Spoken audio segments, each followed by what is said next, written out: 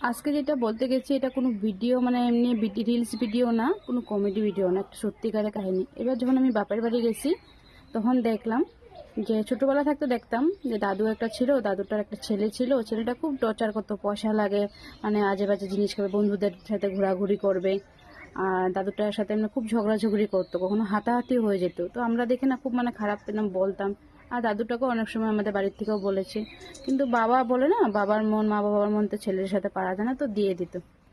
তো এইবার গিয়ে দেখি উনি বিয়ে করেছে, ওনারও ছেলে হয়েছে, ছেলেটা বড় হয়েছে, ছেলেটা বড় কত 15-16 বছর হবে হয়তো। এখন দেখি সেই ছেলেটাও সেম ওদের বাবার সাথে মানে এরকম পয়সার জন্য মানে বন্ধু বান্ধবের সাথে ঘোরাঘুরি করবে, এটা খাবে সেটা খাবে, পয়সার লাগে খুব টর্চার করে। তখন মনে পড়ে গেল যে কর্ম একটা এরকম জিনিস, তুমি যেটা দিবা সেটাই ফেরত দেয়।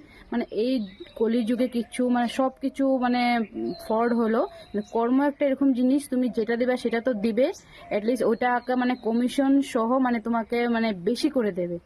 কেন মানে একটা কাহিনী মনে পড়ে গেছে। একজন মানে গ্রামের মানে গরু পালতো, তো উনি কি করতো, টাউনে মানে গ্রামের থেকে টাউনে গিয়ে মানে ঘি বিক্রি করতো।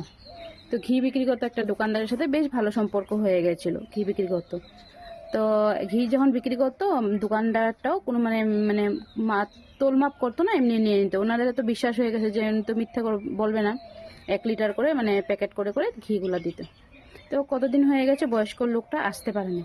তো কি জানি টাউনে মানে যেটা মানে দোকানি ছিল, ওনার মনে কি হলো, তো ভাবলো যে ঘিটা একটু মেপে দেখি, তো এনাকে ততদিন ধরে আসছে না, ব্যাপারটাকে আর ঘিটা মাপি, আমি তো কখনো মাপি নেই, মেপে দেখি। তো তো যখন ঘিটা মাপতে গেছে তখন 900 গ্রাম ঘি হয়েছে, 100 গ্রাম কম। তো উনি তো দেখে পুরো খেপে গেছে। আর 2 দিন পরে যে দাদুটা আবার মানে আসছে গ্রামে থেকে ঘি দিতে, বলছে না তোমার এখান থেকে আমি আর কিছু নেবো না, তুমি আমার সাথে চিটিং করেছো। বলে চিটিং করেছি? বলে কি চিটিং করেছি? বলে কি তুমি আমার থেকে 100 গ্রামের পয়সা, 100 মানে 1 লিটারের পয়সা নাও, আর তুমি 100 গ্রাম করে কমায় আমাকে 900 গ্রাম দাও। বলছে না এটা তো হতে পারে না। হ্যাঁ। আমার তো তোকে আর তোমার এটা ঘি নেবো না। তখন বলছে না না, এরকম করেন না, আমি তো এটা বিক্রি করে সংসার চলাই, আর এটা মিথ্যা কেরকম করে হয়, আমার তো মানে মাপার জন্য পাথর নেই যেটা পালাতে মাপে। তোমার এখান থেকে যে আমি 1 কেজি চিনি নিয়ে গেছি, চিনির টুকলাটা রেখে দিছি, তো চিনির টুকলাটা একসাথে রাখি আর একসাথে আমার ঘি রাখি, তো ওই হিসাব মতো আমি তোমাকে দেই। তখন এটা শুনে দোকানদারটা একদম চুপ হয়ে গেছে। দেখেন, যে যেটা দেয় সে সেটাই পায়।